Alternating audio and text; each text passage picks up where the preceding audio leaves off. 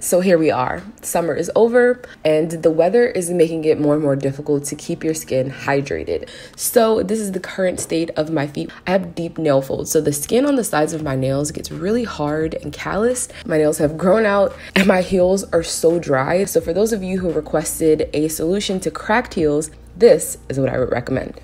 If you've seen any of my other pedicure videos, you know that now is usually when I would soak my feet to really loosen up this dead skin.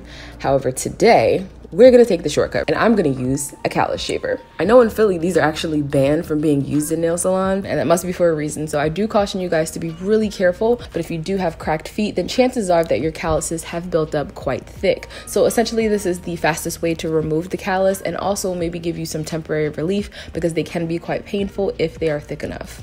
So again, do be careful, especially if you're not experienced. So use a light touch and don't put too much pressure. So I'm only going to use this on moderate to heavily calloused areas, which you can clearly see from not only the dry and cracked texture, but also from the yellowing.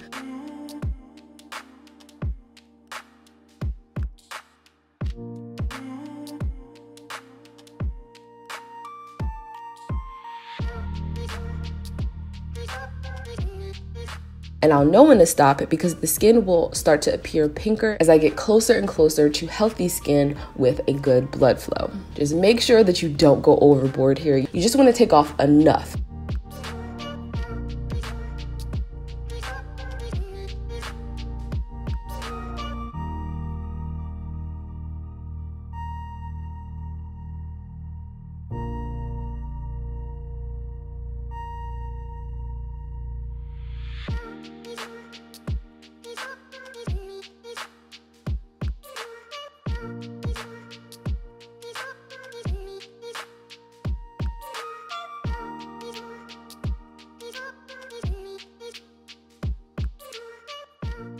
And you'll notice that when I do the heels of my feet, at some point, I don't get those shavings like I was before. Instead, I'm just kind of getting like shreds over the surface. So this is the indication that although there's dead skin that is ready to come off, it's very thin and therefore I can't use a callus shaver. So again, please don't use this unless you have moderate to severe callusing. And this is just a close-up to kind of show you how thick this shaving is. I want to say that it's at least a 1/16 of an inch thick. And I went over the area about 3 to 4 times. So that's kind of giving you an idea of how thick my callus actually is. And if you do have a pet in the house, you might want to consider cleaning this up rather quickly because these are like Pringles to your dog. They love it. I'm not speaking from experience. I like to do a dry kind of manicure with my e-file. So if you don't have it, you don't care about this part, then you can fast forward. But if you are still sticking around, then I'm pushing back my cuticles basically because this is going to detach it from the natural nail and also allow me to get into the space that I need to in order to get the dry skin. And I have made a couple of videos on this, so I am going to link them in the description box if you guys want a more detailed explanation.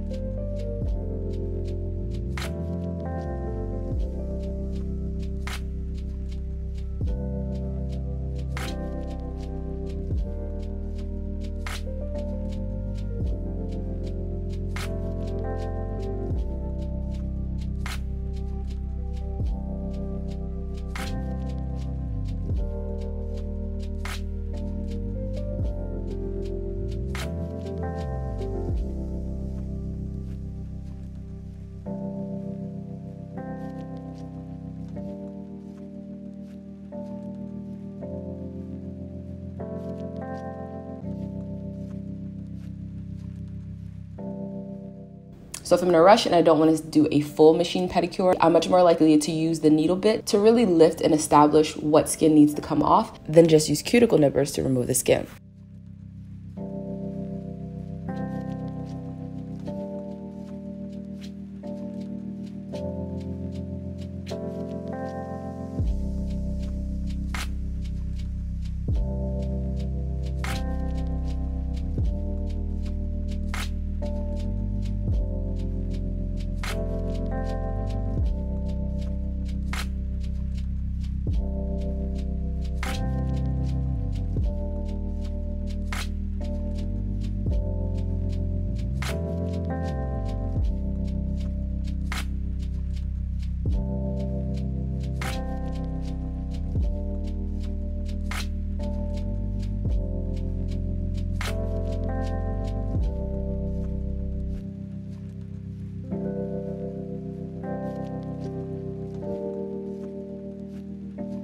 have picked up a new bit, which is this polisher, and this actually used with oil to really make sure that the surface of the skin is smooth and that I'm not going to get any hangnails later because something might be jagged. So if you don't have all this fancy equipment and you get a lot of dead skin like I do, then you can just use cuticle nippers, which I also have a video on how to use.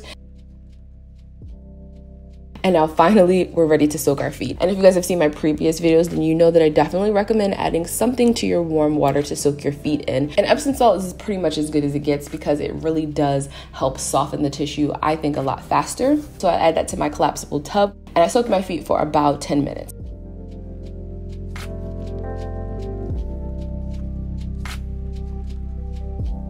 When you're done, you do want to pat your feet dry. You don't want them to be dripping wet. And I'm using the Diamond Cell number 20. And normally this tool is marketed to be used dry, but I have received a couple of questions. And I just wanted to show you guys that you can also use it wet. So now that that dead skin that's normally dry and crusty is full of water, it has turned white, which means with the right tool, it's gonna come off a lot faster and easier than if it were dry. So long story short, if I have a lot of dry skin, I really wanna soak my feet first. But if I just want to do maintenance between the weeks that I do my pedicures, then I'll use the foul dry maybe like once or twice a week. But as you can see, I haven't been doing that.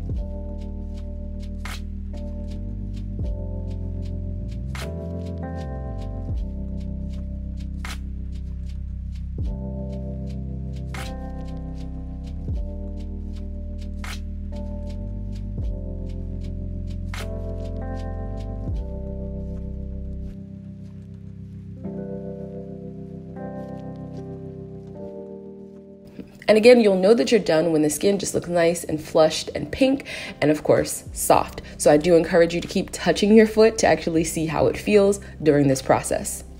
And really try not to overdo it because if you do, then the skin will feel quite tender and almost raw to the point that walking on your feet could then be uncomfortable.